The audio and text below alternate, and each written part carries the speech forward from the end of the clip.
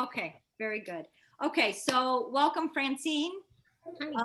Can you do you remember what we talked about, or at least to start about your family practice? We can start there.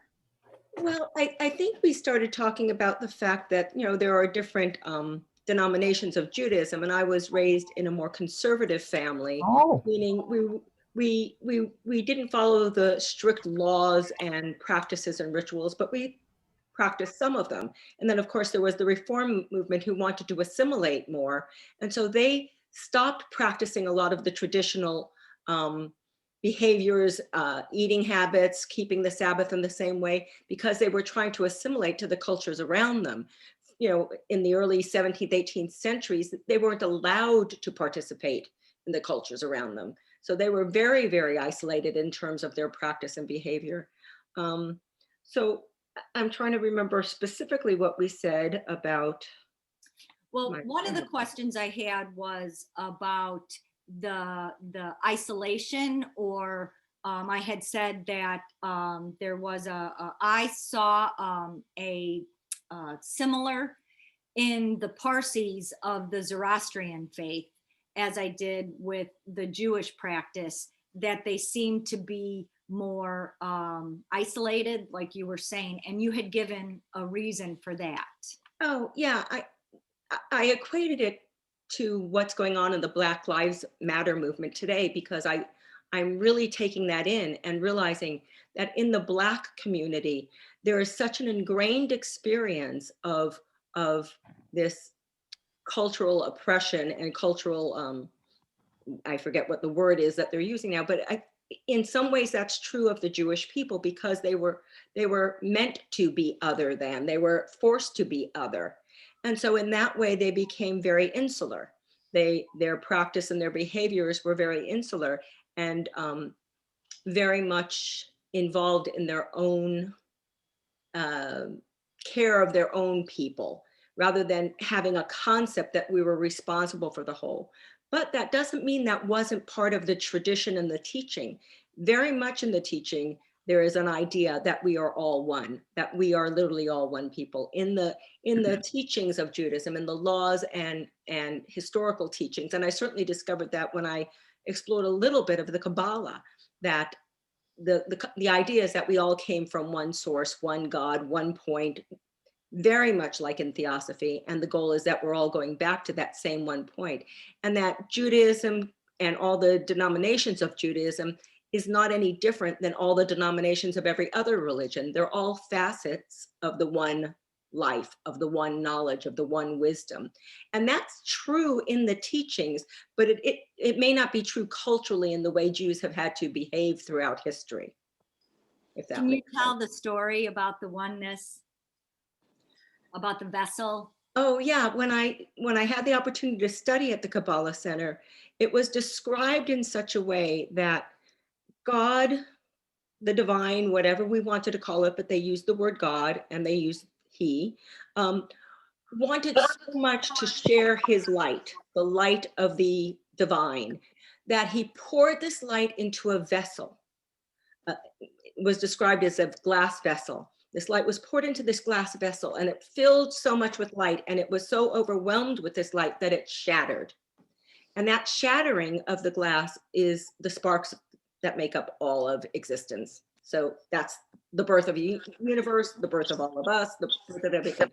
We're all part of this one vessel that was filled with the light of God.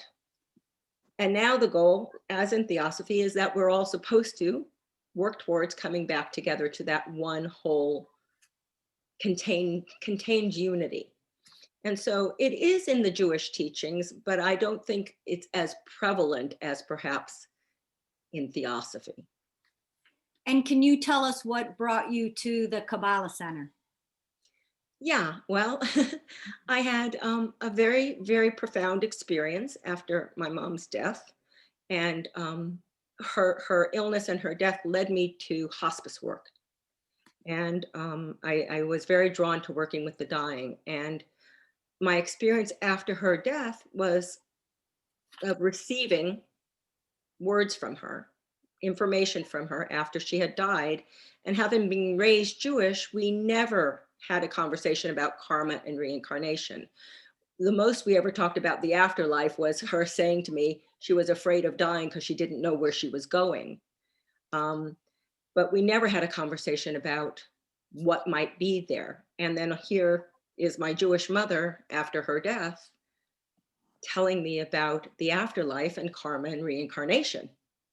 And I had no place to put that information. You know, there was no context for me to understand reincarnation. I mean, it was a word to me, it was an idea to me, but it didn't mean anything to me. And so that's how I ended up at the Kabbalah Center, because I needed to understand this to see if it fit into any of my religious teachings or beliefs. Otherwise, I had to go searching somewhere else. And so I shared the story with Michelle that I went to the Kabbalah Center and met somebody in the office. And I said, please, can you help me? I'm having a very challenging experience. And I don't know where else to go. And I knew I wouldn't go to a regular temple or a normal rabbi because I didn't think they would accept what I was telling them. And when I told her I was receiving communications from my mother, she, was fine with that. And I said, but she's telling me about reincarnation. And that doesn't make any sense to me. And the woman pointed to the bulletin board and said, oh, we just started our class on reincarnation. Would you like to join us? So again, there I realized that this teaching was part of the teachings of Judaism. It just wasn't part of the everyday teachings, the conventional teachings of Judaism. It was part of the deeper, more mystical teachings, which I, as a child, was told I wasn't, because it was meant for only very devout students, learned students, male over 40. Women shouldn't touch this, it's dangerous. And that, people go crazy trying to study this stuff. You have to be prepared for it. So the fact that the Kabbalah Center sort of presented it as an open book was kind of interesting and, made it welcoming to me. And so one of the other questions I asked was in regular Judaism, was the Kabbalah known? Was the teachings of the Kabbalah well known? And well, certainly not in the temples that I grew up in. We didn't talk about the deeper mystical teachings, though I think it's in every prayer book. It's there. You just have to know how to decipher it. And I don't know, I know there are other people here who are Jewish who might have had a different experience depending on the temple you go to, just like any church and any denomination. It depends on the rabbi. It depends on the leadership. It depends on what they're willing to let you know. It depends on how they're willing to present this information, how deep they're willing to let you go on your own. And I think that was always the challenge. It was a very ritual rote practice in our temple tradition that I grew up with. So there wasn't a lot of room for your personal experience. And in fact, when we had personal experiences at home, my family tended to suppress it because they didn't know what to do with it.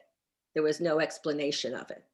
So, it was like, oh, put that on the side because that's a little too scary.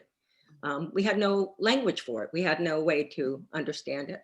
And that's why, like I said, I saw the teaching at the Kabbalah Center at first to help me understand. And then I kept studying other teachings and other traditions because I wanted to get a little bit more into death and dying in a way that would serve my clients, my patients that I was working with.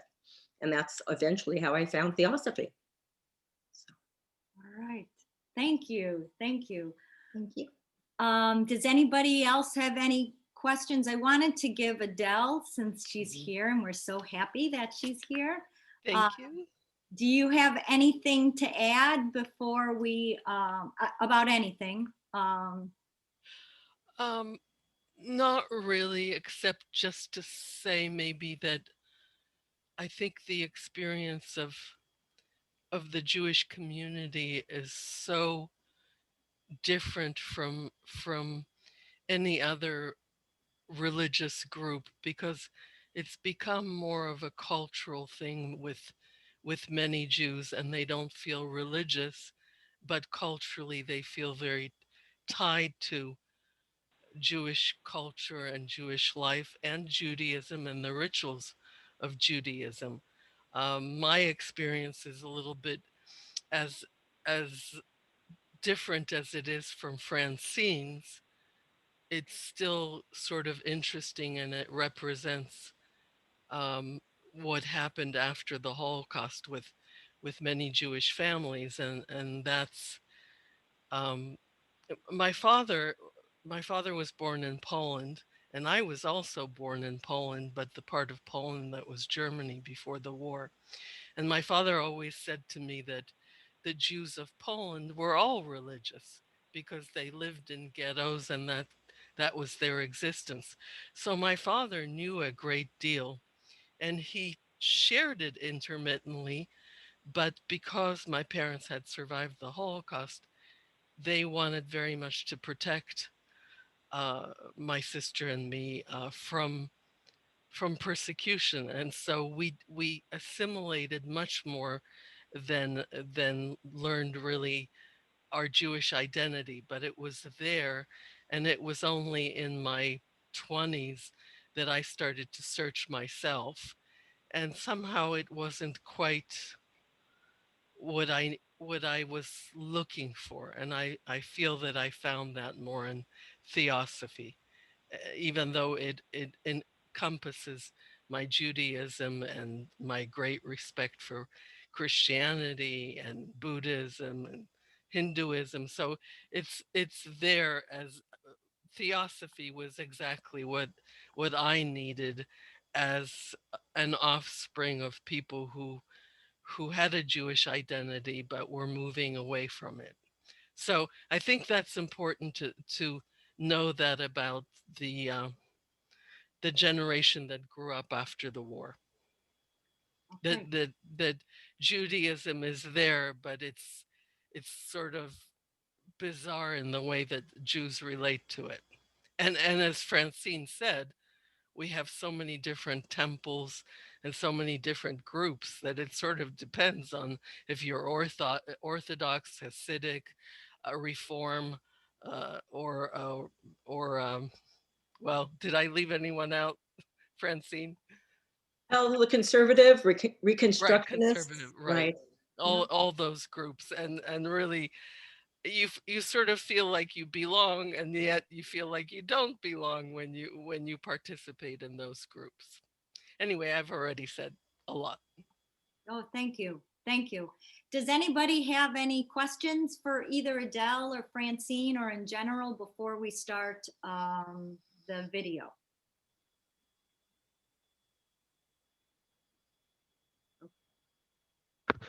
I've always wondered why it was in the Jewish tradition that the cultural element was so strong, and it doesn't appear to be the same in other religious traditions. Do you guys have any ideas about that?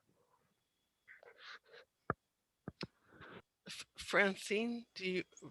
Yeah. I feel that it does have something to do with the Holocaust. That there's a bond there that unites people, even if they've turned away from religion. That's the short answer.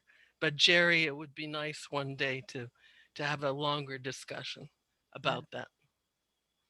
Well, I think that is true. I think that is that sort of shared experience sort of internally, that cultural experience, as I said, with the Black Lives Matter movement as well. It's a cultural Exactly. shared experience that nobody else quite can understand or connect to if they weren't part of that horror. But I also think that it does come from earlier on in history as well, when Jews weren't allowed to live in the communities they were in. They were forced to live in their own community. They weren't allowed to have certain jobs or participate in the world at large.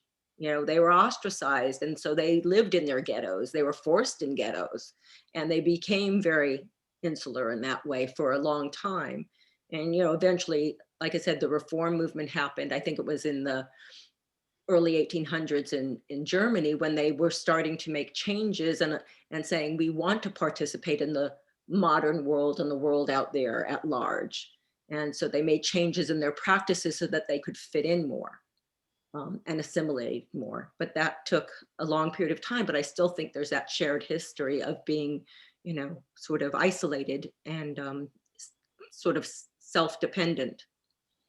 And I think that being isolated, it also made them much more they had a social consciousness that made them very sensitive to the persecution or suffering of others, and therefore you see a lot of Jews being involved in social movements, whether it was the civil rights in America or early communism or socialism in Eastern Europe and in Russia and other Eastern European countries. It was the idea of socialism or communism was very attractive to a lot of intellectuals, a lot of Jewish intellectuals. It of course didn't turn out to be what the dream was, and that includes the formation of Israel, the state of Israel in 1948. So it didn't turn out to be exactly what they dreamed of because of the totalitarian and authoritarian societies and what they did with communism.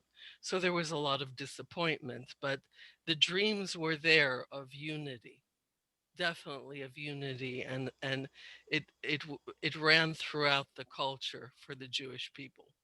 Well, early on in the early history, in the beginning, according to the biblical work, they were always sort of separate because they were ones that had the one God. They unified in their connection with that deep spiritual connection. So they were always separate from the rest around. They had their own group, followed Moses, followed the leadership. They were always sort of into their own following and their own culture. But it was more than culture. It was a deep religious tradition. Well, Yeah, that was Joyce, separate. It was separate early on in the early. right. You're speaking about very early. Very, very early. Yeah. I'm talking about the beginning. You want to say the beginning if there's a beginning, but there was that connection with a deeper, much more sophisticated model of Judaism or Christianity or whatever you want that formed into Christianity. But there was that connection, and it was a very high sense of mysticism or connection, separated them from other countries because they were unified and they had their 10 commandments and they were civilized. So they were separate. They've always been separate in a way because they've always worked very hard to maintain their community and excel to keep up because they're always kind of, as you described, persecuted in one way or the other. So they were just very unified, always, I think. But I think My sense. Francine pointed out that some of that separateness was imposed on them. They couldn't step out of the places where they were allowed to live. They couldn't attend universities like other people. They couldn't enter professions like other Later. people. Yeah, that's later on. I was really going to early stuff. Yes, that's absolutely true. But that's what made them really fight for civil and legal rights. Well, That was all after the Enlightenment, yeah. really. And they worked very hard and excelled in whatever they did, good the leadership, whatever. So I remember growing up in a very community. So, anyways, an interesting culture. I'm happy we're studying this today. Yeah, and I think the respect for the divine still is a thread there that runs through the Jewish culture and Jewish community, even if people don't observe in the same ways. There's always been that connection. Okay. Are there any other questions? I have a couple of questions. Okay. How many Jews would you say actually study or learn the Kabbalah? And nobody? Really, Francine? You're muted, honey. Yeah, I honestly have no clue how many actually study the Kabbalah, but it's the more religious traditional Jews who have historically studied it. Like I said, the very devout, very learned, men 40 and older were the ones who were allowed to take that on. And it was only opened up, like, I think it was somewhere in the 1920s in Jerusalem when a center started where they started teaching it more publicly and letting people just come and, learn a little bit about it. But, it was the kind of thing where you would probably have to be invited by a rabbi to study with them, before that. And then the Kabbalah Center, which opened in New York, I think also beginning in the 20s, but then became popular in the 80s here in Los Angeles, it suddenly became, a whole new age movement. And I mean, I have a study book from the Kabbalah Center, and it's like any other new age course that I might have taken, or self-actualization course, which has, the different chapters and the different topics and all of that. So again, it's in terms of deep study of the Kabbalah, I have no way of knowing. We had classes here at one time. I guess it was in the 80s. We had class in Kabbalah. I forget who gave it, but it was very good. So more people are actually studying now than before. Oh yeah, well it's the teachings and the books are accessible now in a way that they weren't, like I said, before the modern center started. Before that, it was only accessible to those who were very devout students of religion. Other people were not welcome to didn't have access. Yeah. And it's not limited to Jews now. A lot of people are attracted to it, so they study. And I have to say, the teachings, and it's funny, Michelle, when you talked about it, I did find my first, notebook from the Kabbalah Center, a huge notebook. And I'm looking back at it and realizing so much of it is theosophical in its words and its language and its teachings. But when I first studied it, which was back in the late 1990s, while I was doing hospice work, I didn't quite grasp it yet. I wasn't there yet. It was just the beginnings for me. Now I can look at this and say, oh my God, I see theosophy here, So that was kind of interesting. So I might want to share this book with you one day. I don't know who taught that when we had it here. It might have been in the 90s. We had a course on. There was a rabbi that came from LA. Was it before that, though? No, I just don't remember his name. But Francine, my experience is similar, that I find that I understand things more deeply now because of theosophy. Yes. And and I'm really glad for that. Yes. Definitely. Yeah. It's much richer to be able to bring it all together. Yeah. Susan, did you have another question? I did. Adele, a little, not very long ago, you said something about the Enlightenment. What was that event? Well, the Enlightenment, it was after that historically that that Jews in a way started turning towards not just Jews, but science became respected, and religion, science had to live together with religion, and that made a difference. Renaissance. Right, Susan, she's talking about the Renaissance. Okay, thank you. Okay. All right. Thank you both. The struggle for science is still going on, as we can see presently. All right.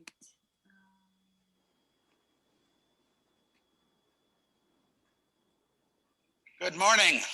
Can everyone hear? I've got just about half an hour to give you the essence of a 5,000-year-old mystical tradition. So I plan to talk very fast. But I think we can do it in just a couple of songs. So that's what we're going to do. It's a little early to sing maybe, but we're going to give it a shot. The first one is from the Hasidic tradition. And we're going to do the English version, the translation by Rabbi David Zeller. And it's just called I Am Alive. So I'm going to give it to you bit by bit, and we'll make it work. Starts out like all Hasidic melodies, songs do, with just lie, la, lie. So it just goes like this. I did it, I did it, I did, I am alive. I did it, I did it, I did, I am alive. I did it, I did it, I did, I am alive. I'm alive. It's this affirmation that you are alive. Now, you couldn't prove it from the way you sang it. So let's try it again. I did it, I did it, I did I am alive. I did it, I did it, I did I am alive. I did it, I did it, I did I am alive. I'm alive. And that's this amazing thing that you exist. I don't know how old you say you are if you actually say your age, but whatever it is, you have to add 3.8 billion years to it. And the reason we don't is because the cake's too big. You're going to put all those candles on it. But you have to add those years because it took it took 13.8 billion years to get to you. I mean, how amazing is that? You're the latest expression of this, not infinite exactly, but this ancient ongoing process of happening that I call God, that Judaism calls God. The name for God that's revealed at the burning bush to Moses is the four-letter name you can't pronounce. Yud-Hey Vav-Hey, or YHVH. It's usually translated as Lord, which is horrible. Lord is static, Lord is hierarchical, and Lord is masculine. The actual Hebrew is a verb. It's not even a noun. It's a verb. It means what's happening. God is the happening as everything that is happening. And that's you in your unique happening. So we start out with that. But then if you just stay with that, you end up being highly narcissistic and you think that you're special and you forget that everybody else is also a manifesting of God.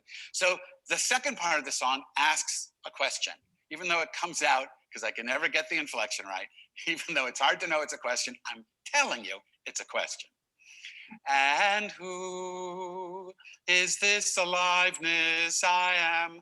And who is this aliveness I am? And who is this aliveness I am? I'll hold the answer to a minute. So let's put the first part and the second part together. I did it, I did it, I did I am alive. I did it, I did it, I did I am alive. I did it, I did it, I did I am alive. I'm alive. And who is this aliveness I am? And who is this aliveness I am? And who is this aliveness I am?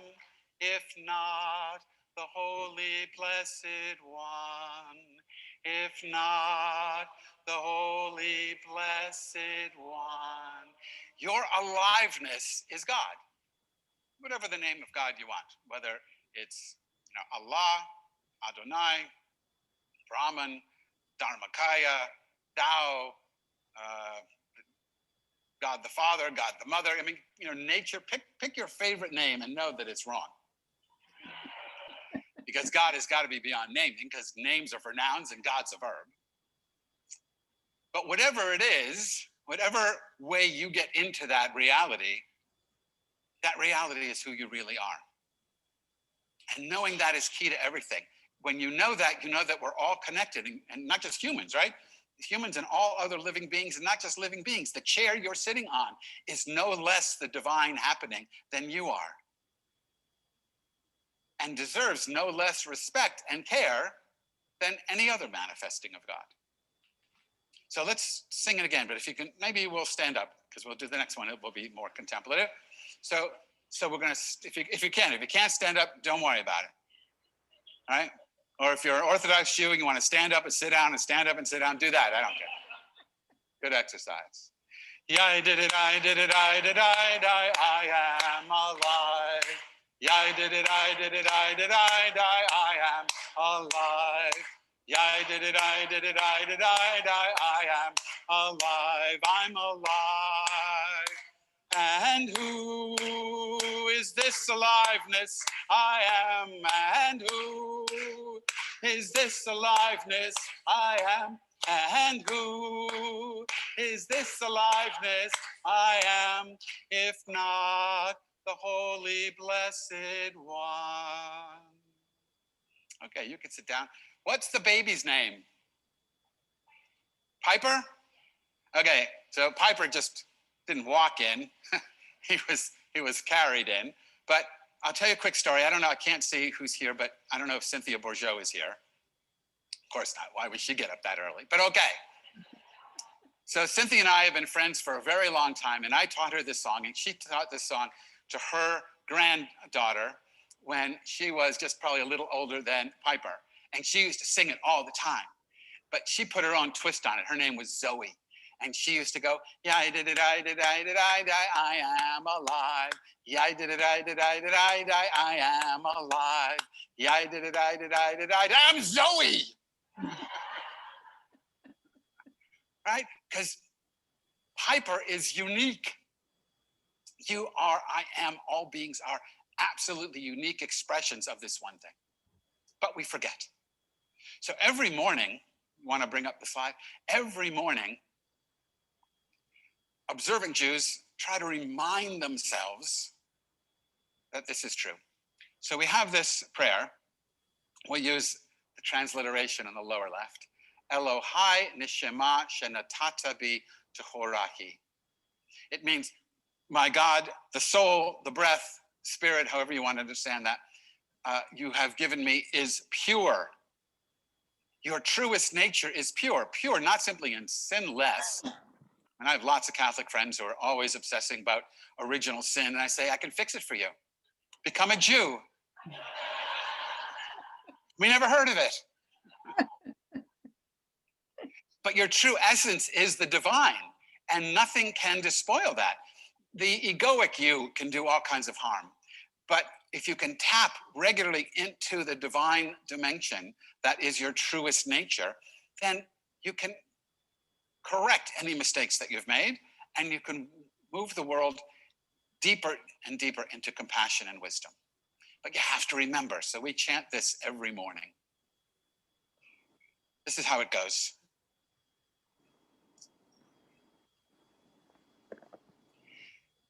Elohai nishema shenatata bi tehorahi.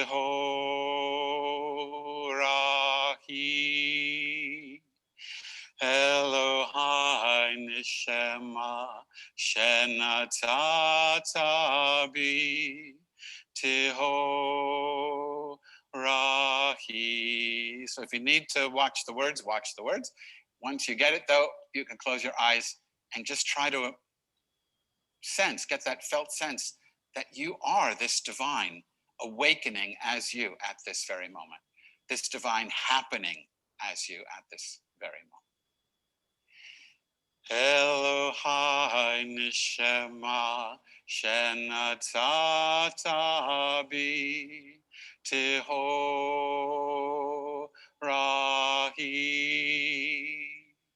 Elohai nishema shenatata bi tehorahi.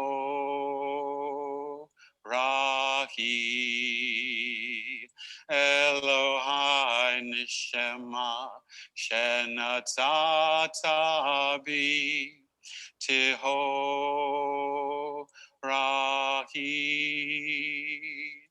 Elohai nishema shenatata bi tehorahi. One more time. Elohai nishema shenatata bi tehorahi.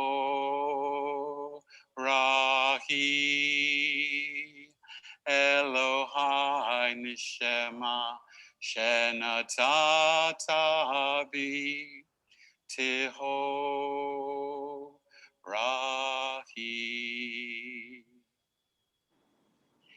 Your fundamental nature is Torah, pure. Now, you notice that your fundamental nature in Hebrew is feminine. All dimensions of soul, and there are 5 in the Kabbalah, 5 in Jewish mysticism: body, heart, mind, soul, and spirit. All dimensions of soul, all dimensions of awareness are feminine. the experience of God, despite the traditional language, if you read the rabbis, when they have when they sense a revelation of God or they sense the presence of God, when they hear a voice, they speak of a term called bat kol, the daughter's voice. When they feel the presence of the divine, they call it Shekhinah, which is feminine, means the presence of the divine. Judaism, despite its outward masculinity and its political incorrectness regarding women, is at the spiritual level fundamentally feminine. And wisdom, which is what the Kabbalah, what the mystical system is all about, wisdom herself is feminine. If you read in the book of Proverbs, chapter 8, verse 22, all of a sudden, this woman starts talking. So her name in Hebrew is Chochmah. In the Greek, when it's translated to Greek Bible, it's Sophia. It's wisdom. When the book of John says, in the beginning was the Logos, we translate it as word. The Chinese and the Chinese New Testament translate it as Tao. What a difference between the word and Tao. But the word in Greek, Logos, is wisdom. And whether we're talking about the creation story in the prologue in the Gospel according to John, or we're talking about the creation story in the book of Proverbs, what we discover is that the world is a manifesting of the Divine Mother, is a manifesting of the feminine. God manifesting has, in these traditions, has this feminine quality.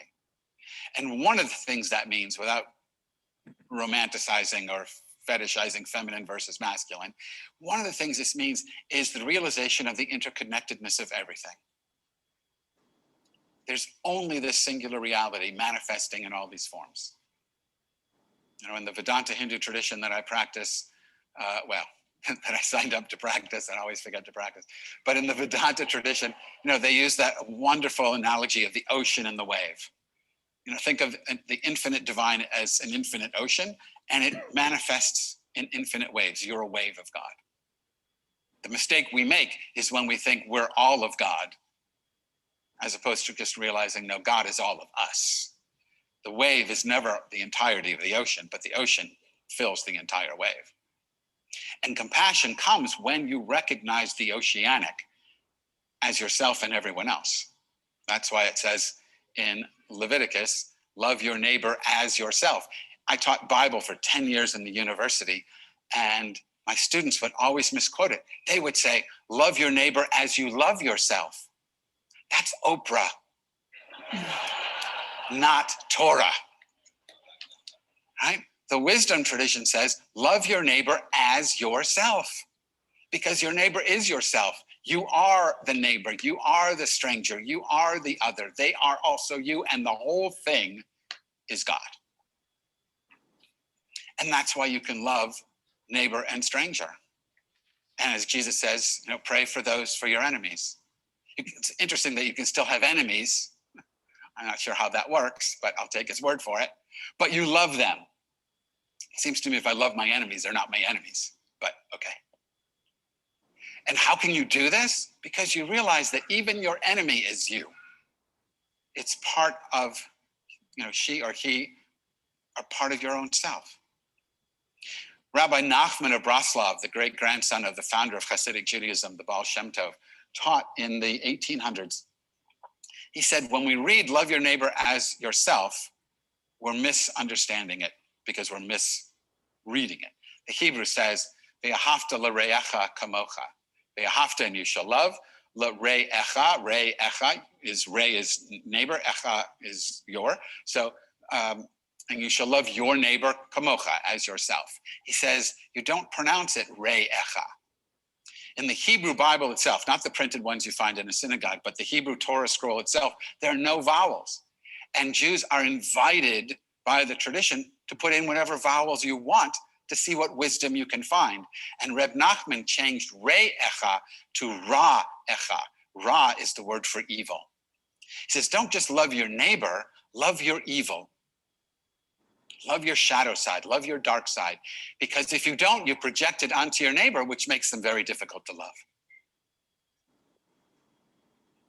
We have to own our own shadows, individually, communally, whatever identity group you want to associate with, religion, your ethnicity, your gender, your nation. They all have a shadow side, and we have to embrace that as our shadow and not battle it. It's not Luke versus Darth Vader. I mean, Darth is his father. They're one family.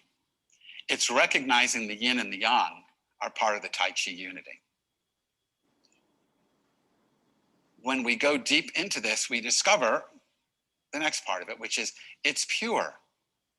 Pure means not simply sinless. Pure means it has no content. It's contentless awareness.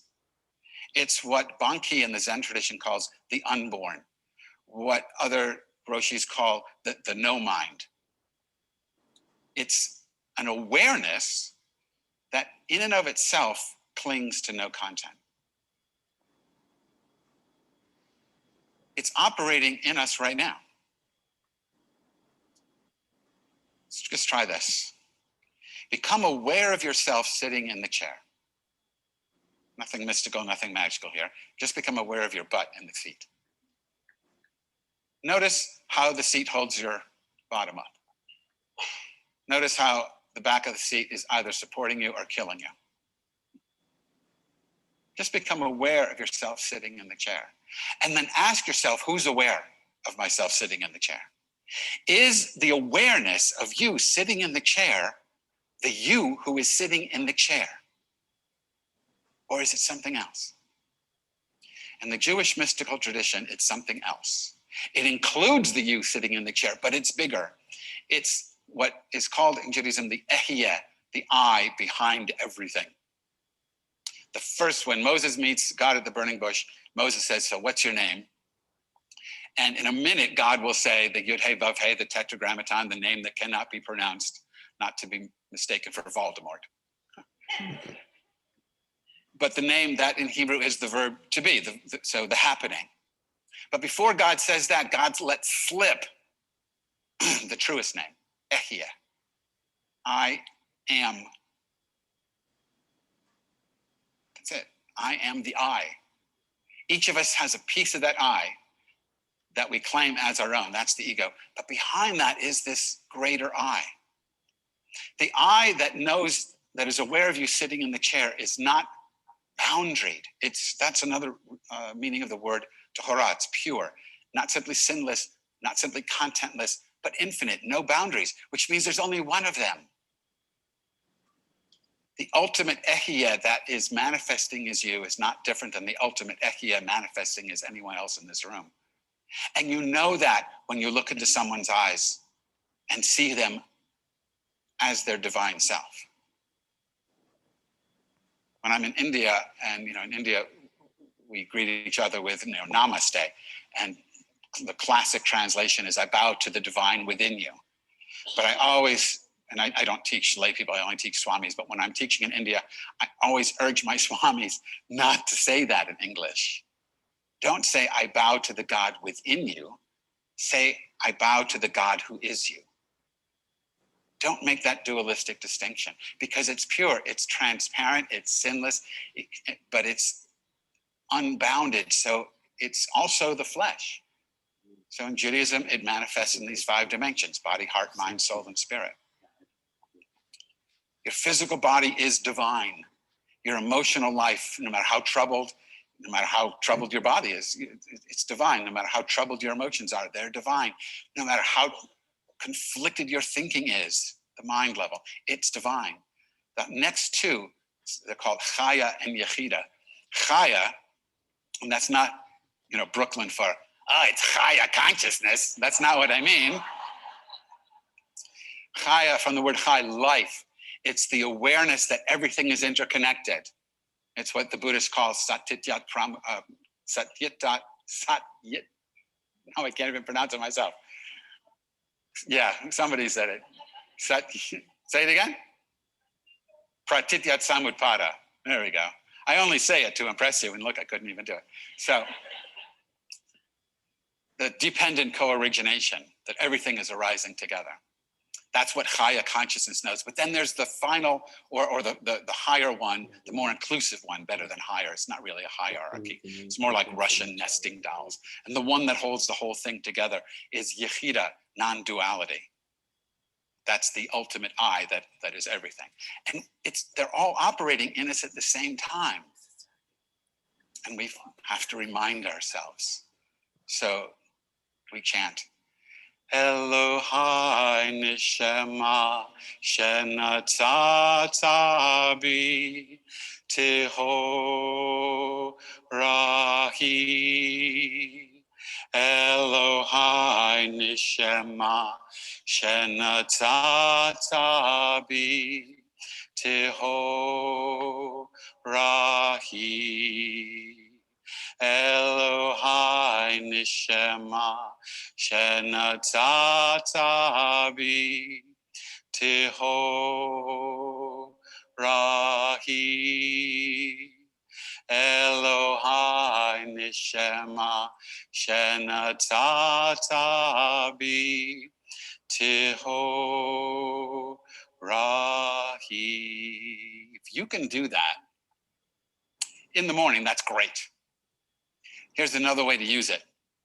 When you're about to blow your stack, when you're about to just let all of that angst and fear and anger and aggression out on someone because you haven't owned your own shadow and you've projected it onto them and you just let them have it.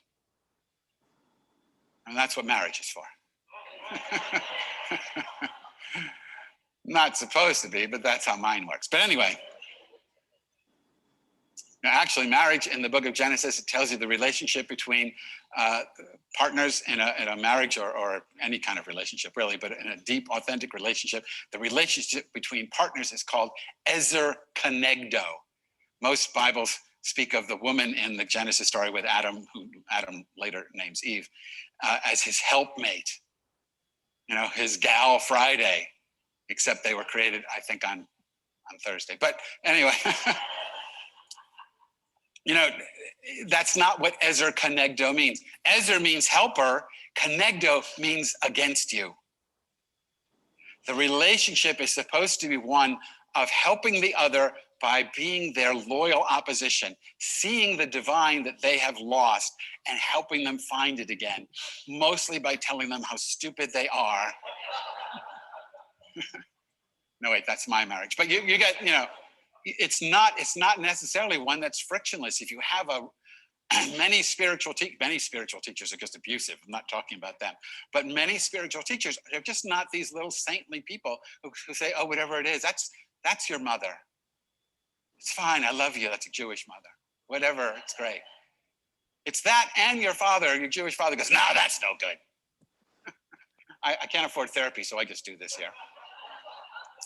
It's this tension that's created by two people who love each other enough to help each other try to awaken to this divine reality of which each of us is a manifestation.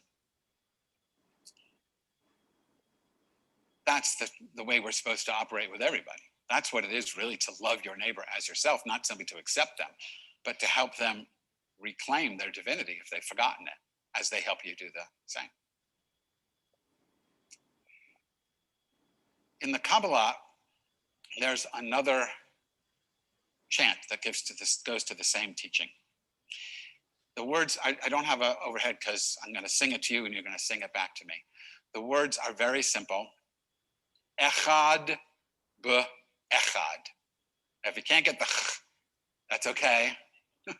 If you can do it, be careful about the back of the head of the person in front of you. If you had breakfast, you don't want to see it in their hair. Right? So just try that. Echad b'echad. Means one into one. One becomes one. That's the English. We'll sing both. And the idea, because in Hebrew there's no capital letters or lowercase letters, so the one could be the capital one becoming the each individual one, and or it can be each individual one realizing itself as the capital one. And it doesn't make any difference because it's just this continuous flow of one into one. So I'm going to sing it so you get the tune, but I'm going to sing it to you and you're going to sing it back to me. The last time I did this was with 5,000 Japanese Buddhists in Kyoto. And they were really good about it. They didn't know English and they didn't know Hebrew, but they were doing it anyway. And we got everybody up and dancing around and going a little crazy, which I'm going to invite you to do as it gets a little faster. And when it was over, the head monk came over to me and he said, he didn't know Japanese people could do that. Because he's telling them to sit quiet, you know, on the cushions. And I'm saying, no, get up and let's dance. So, echad be'echad, I'll sing it and then you sing it back to me. And it'll go faster and then we should get up and see how crazy we can get. Echad be'echad, echad be'echad, echad be'echad, echad be'echad, echad be'echad, echad be'echad, echad be'echad, echad be'echad, echad be'echad, echad be'echad, echad be'echad, echad be'echad. So you got the idea that the first one is sort of on one level, then it goes up a notch. You haven't got the idea that you're not supposed to do it when I'm doing it. It's call and response. You know, think of me as the bold face and you as the plain text in a hymnal or something. But don't worry about it. If you want to take my spot, it's fine. It's fine. So we're going to start. That's how it goes. The English is 1 into 1, 1 becomes 1. 1 into 1, 1 becomes 1. 1 into 1, 1 becomes 1. 1 into 1, 1 becomes 1. Echad be'echad, echad be'echad, echad be'echad, echad be'echad.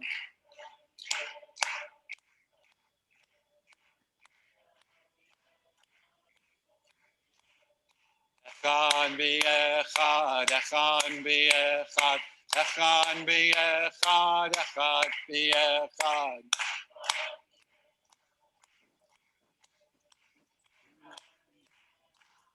Let's see if we can stand up. Echad be'echad, echad be'echad, echad be'echad, echad be'echad, echad be'echad, echad be'echad, echad be'echad, echad be'echad, echad be'echad, echad be'echad, echad be'echad, echad be'echad, echad echad be'echad, echad be'echad, echad be'echad, echad be'echad, echad be'echad, echad be'echad, echad be'echad, echad be'echad. 1 becomes 1, 1 into 1. 1 becomes 1, 1 into 1. 1 becomes 1, 1 into 1. 1 becomes 1, 1 into 1. Echad be'echad, echad be'echad, echad be'echad, echad be'echad, echad be'echad, echad be'echad, echad be'echad, echad be'echad. Now find someone to look at. It could be one person, it could be more than one person. But before we go back into silence, we're going to do a blessing of one another for today and for the week at the festival. The magic of the blessing comes from being able to do the priestly sign of blessing or the Vulcan sign of hi, goodbye, right? So that's what you're going to do. If you can do it, you're either Jewish or a Vulcan. If you can't do it, channel your inner Spock and we'll see where it goes. But you want to hold this, if you can put it on someone's head, that's a powerful way to do it. If you want to just aim it at someone, that's a powerful way to do it. I'm going to read the Hebrew and then I'm going to read you the English and say it to someone. All right? Yivarechecha Adonai v'yishmarecha. May truth and wisdom bless and protect you.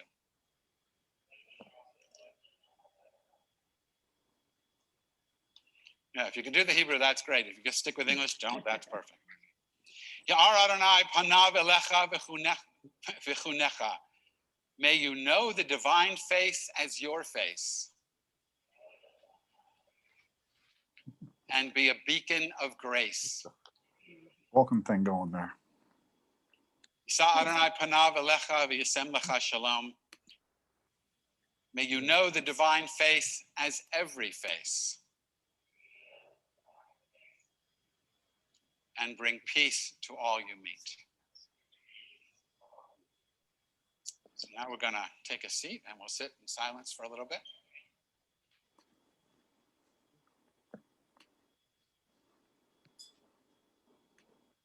Okay. And it's just 8 o'clock now. So if you have to leave, feel free. Are there any comments? I took a note that really reminded me of the mantras in Hinduism, the Jesus prayer in Christianity, or what we're told in Theosophy, to turn our thoughts to something higher. Having those types of things really made me think that, and having a practice like that would make it easier to turn our thoughts to that, or in times of trouble, like he said. Are there any other comments? I do want to ask one question, but I want to give anybody else a chance. Maria? I think his path is one of joy, and he is an absolute delight. He's not only a scholar, but he is a great deal of fun. And I think the language he speaks is a universal language, and to get people up and chanting and dancing and then being quiet, sharing the important mystical words, the mantras of his faith. It was a beautiful thing to experience. I really enjoyed it.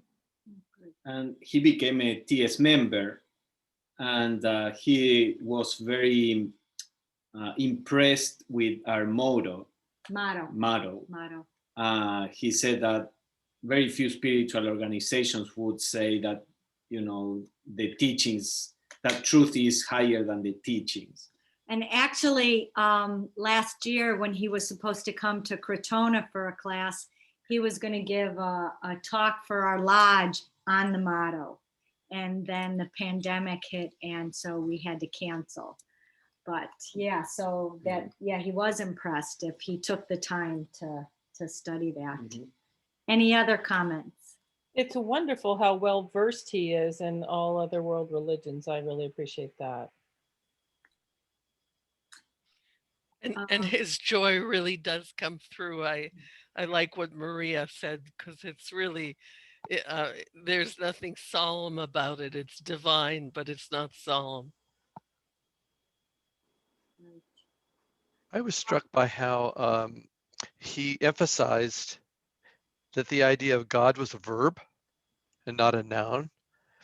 And it reminded me of passages in the Secret Doctrine that talk about the idea of the Atman being the capacity to move. Is one way to think of the Atman, the capacity or the potential for motion. Maria, you're muted. I think you were going to say something. There you go. I talked with him last week because he had to cancel out of his program that he was scheduled to give for our school in February. His wife has just been diagnosed with cancer, and so he is moving back from some of his traveling and other responsibilities. We do have him on our healing list, and Ananya has given his name for a wider distribution to the TOS, I think, at least nationally, if not further. He was happy to have us do that. Oh, I'm sure he was. Yes, and before we finish, we can take a moment together to send him some love. His wife's name is Debbie. Okay. Any other takeaways or comments, connections that you found? Can I ask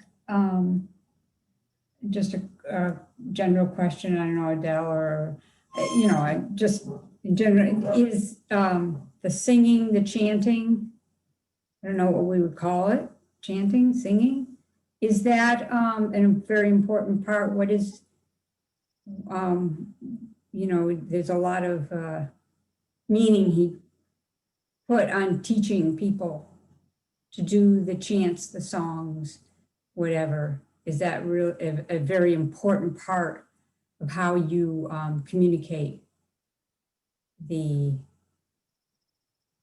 ideas and such? I can share that, you know, in various temples or traditions that I've been part of, there's always singing and chanting. There's always a group singing in the high holidays, the special holidays. We do it as a group. We pray as a group. There's power in the group prayer. There's power in the group chant. So that's why, again, like a lot of religions, it's important to gather in the temple or in the, you know, the sanctuary together. It's very much emphasized that there's power in the group prayer and chanting and singing. Yeah, that's. Ancient religions did that a lot. You have in Hinduism the bhajans and the mantras also. Ancient religions use a lot singing and stories. Stories also, you know, they taught through stories, and in Judaism there is a lot of that too. I think also some of it was him being creative for an early morning lecture. Yeah. Yes. So I did want to ask a question too. Francine, when we were talking, what did you tell me Kabbalah meant? Oh, I was told it meant to receive. It's a form of receiving. It's the wisdom that is received. It's not necessarily a learned tradition. Right, which is similar to the Jnana Yoga that we have in Theosophy. Might be related to the word initiation also. Yeah. Okay.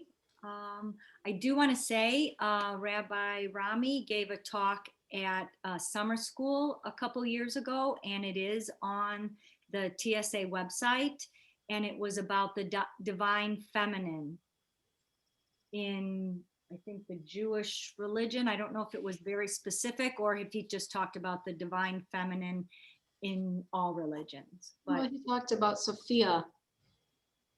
Specifically. Shekhinah in the Hebrew. Shekhinah. Well, he said that he was a Jewish, not knowing much about any other religions, and he had like a mystical experience where Mother Mary presented herself to him, and he said, "I'm a Jewish," and So was she. and that's what started him kind of looking into the divine feminine. But he had that, you know, and he didn't understand why in that form, because, you know, it could have been in something connected to his religion. But right. Yeah, go ahead, Jim. I'm pretty sure Mary was Jewish. yes, she was. Yeah. Okay, any other takeaways, comments? Okay, let me just do a few, let me turn this off.